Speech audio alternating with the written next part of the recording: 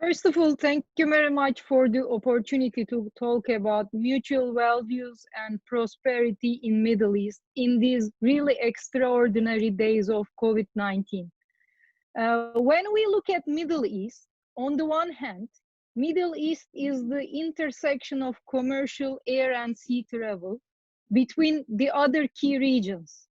The geography of Middle East is diverse and includes everything from fertile river deltas, forests, to mountain ranges. And we know most countries in Middle East are rich in oil. So Middle East can be seen as an energy hub, a linchpin of international financial networks, and crossroads for human civilizations and migrations for centuries. On the other hand, Middle East is the world's most controversial region for more than 7 decades and today. There is a saying that much of what is good and evil in the world is either based in Middle East or passes through it.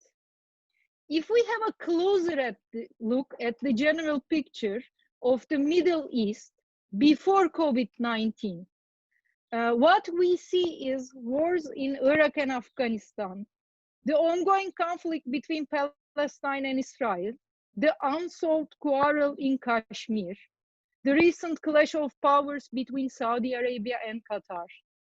Additionally, three ongoing wars, lasting 5 years in Yemen, 6 years in Libya, and more than 9 years in Syria. Plus, months of deadly protests in Iraq, the implosion of Lebanon's monetary system, the third Israeli election in a year. I think we should underline the fact that Syria's war has displaced more than 12 million people, almost half of its population, both internally and externally. A total of 6.5 million have been internally displaced in Iraq and Yemen. In Libya, more than 435,000 people has been displaced. The startling statistics goes about 11 million people need humanitarian aid in Syria, in Yemen 24 million, in Libya 2.4 million, and Iraq 4.1 million. Additionally, for the last months, the region became even more fragile since it is hit by what I call as twin disasters: coronavirus pandemic and the historic collapse of global oil prices. So from my point of view, these are the realities and facts we should all accept and think about deeper to face all these challenges. Middle East, due to its controversial nature, is the biggest, in the Middle East, the biggest investment so far was on guns, defense systems, military expenses.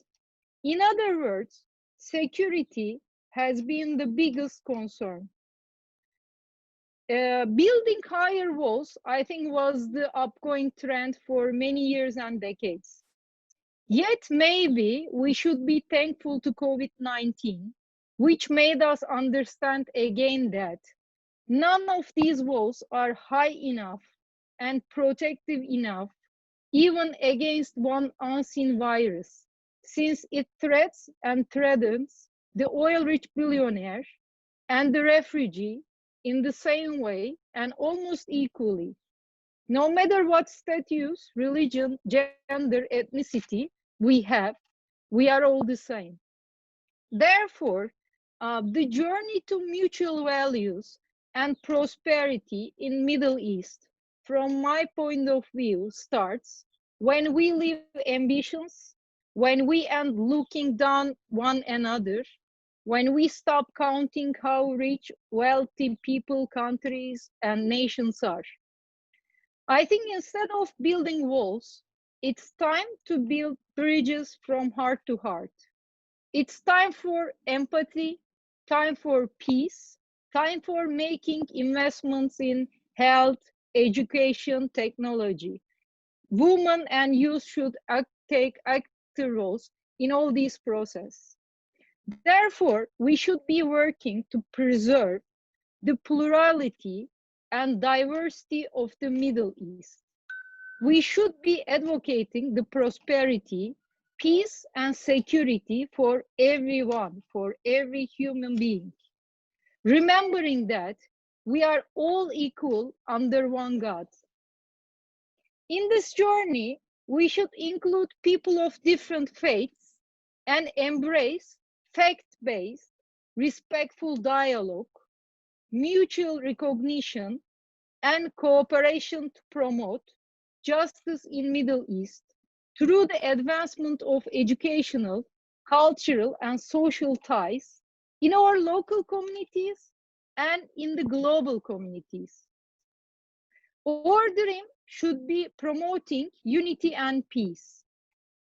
And at this point, we can really talk about different formats. I'm sure we will have time in the discussion part for that. For example, we can establish number of different ways and institutions to focus on energy sharing, water sharing, wealth sharing. The establishment of a customs union and common market can be motivating for the business people and business world. On the other hand, common cultural, educational, linguistic institutions, common institutions for peaceful resolution of differences and conflicts can be functional. The establishment of governments that would respect the rule of law with better governance and respect the human rights of their citizens and minorities are also vital in Middle East. Yet, dear friends, considering the realities of our conflicted world, where power is scattered and diffuse, a regional and global peace and security only stands a chance if all nations and all regions are united as a family. Therefore, we need more bridges instead of walls. In times like this, we need each other more than ever and ever. Thank you very much again for the opportunity.